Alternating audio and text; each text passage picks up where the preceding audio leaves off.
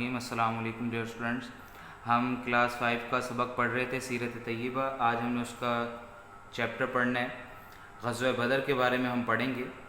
تو غزوہ بدر جو ہے اس کے بارے میں آپ کو بتاتا ہوں کہ جب مسلمانوں نے مکہ سے مدینہ کی جانب ہجرت کی، کفار کے مظالم سے، ظلم و ستم سے تنگ آ کر اللہ تعالیٰ نے جب حکم دیا کہ مکہ سے مدینہ کی جانب ہجرت کر جائیں، تو مسلمانوں نے جب ہجرت کی تو وہاں پر بھی جو کفار مکہ تھے ان لوگوں کو یہ بات اچھی نہیں لگی کہ مسلمان وہاں امن سے رہے، تو انہوں نے مسلمانوں کو تنگ کرنا شروع کیا۔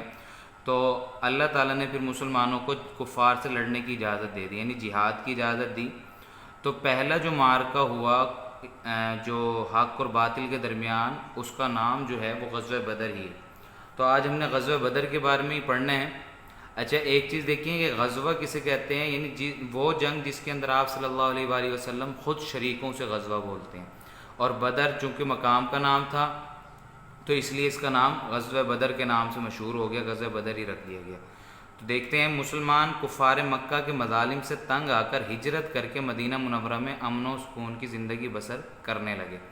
کفار مکہ کو یہ بات گوارا نہ تھی، یعنی ان کو اچھی نہ لگی کہ مسلمان امن سے رہیں، لہٰذا انہوں نے مسلمانوں کو تنگ کرنے کے لیے مختلف سازشوں سے کام لیا۔ اسی دوران اللہ تعالیٰ نے مسلمانوں کو جہاد کی اجازت دے دی، یعنی کفار سے لڑنے کی، جو لوگ آپ کو تنگ کرتے ہیں ان سے لڑنے کی اجازت دے دی۔ اور 17 رمضان المبارک 2 ہجری کو بدر کا معرکہ مقام بدر پر پیش آیا۔ کہاں پیش آیا؟ مقام بدر پر۔ اور کب؟ 2 ہجری کو، یعنی ہجرت کے دوسرے سال 17 رمضان المبارک، یعنی رمضان کے مہینے میں 17ویں روزے کو 17 رمضان المبارک 2 ہجری کو بدر کا معرکہ مقام بدر میں پیش آیا۔ اس کے بعد اسباب بتائے گئے ہیں، یعنی ان کی وجوہات کیا تھی اس غزوہ کی، کہ کس وجہ سے یہ لڑائی، یہ جنگ جو تھی یہ لڑی گئی۔ تو ان کی وجوہات میں آپ کو 4 وجوہات بتائی گئی ہیں، 4 اسباب بتائے گئے ہیں۔ تو دیکھتے ہیں، کفار مکہ یعنی مکہ کے کفار اسلام کے سب سے بڑے دشمن تھے، انہوں نے مسلمانوں کو ظلم و ستم کا نشانہ بنایا، یعنی مسلمانوں پر وہ ظلم و ستم کیا کرتے تھے، تکالیف پہنچاتے تھے مسلمانوں کو۔ تو جب مسلمان ہجرت کر کے مدینہ منورہ چلے گئے تو کفار مکہ مدینہ منورہ مسلمانوں کو خوش نہیں دیکھ سکتے تھے، یعنی پہلے مسلمانوں کو ظلم و ستم کا نشانہ بناتے تھے، لیکن اب مسلمان جب مدینہ منورہ چلے گئے تو وہ ان پر ظلم بھی نہیں کر سکتے تھے۔ اب مسلمان خوشحال ہو رہے تھے تو ان کو یہ بات ہضم نہیں ہوئی کفار مکہ کو، تو اس لیے اس کی سب سے بڑی وجہ جو تھی وہ یہی تھی کہ وہ پھر ان کے سب سے بڑے دشمن بن گئے۔ پھر کفار مکہ کی معیشت کا انحصار تجارت پر تھا۔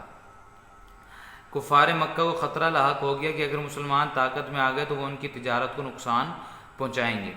کفار مکہ نے ایک سردار نے مدینہ منورہ کے قریب ایک چراگاہ پر حملہ کر کے مسلمانوں کے مویشی پکڑ لیے، یعنی جہاں پر مسلمانوں کے جو مویشی وغیرہ تھے، جانور وغیرہ تھے، وہ چرتے تھے، گھاس وغیرہ کھاتے تھے، جو چراگاہ تھی اس پر ایک سردار نے کافروں کے اس نے حملہ کیا اور مسلمانوں کے جو مویشی تھے وہ پکڑ لیے۔ تو یہ بھی وجہ بنی کہ مسلمانوں کو پھر غصہ آیا اس سے، اور پھر انہوں نے کہا کہ یہ تو ہمارا نقصان، یہاں پر بھی ہمیں نقصان پہنچا رہے ہیں۔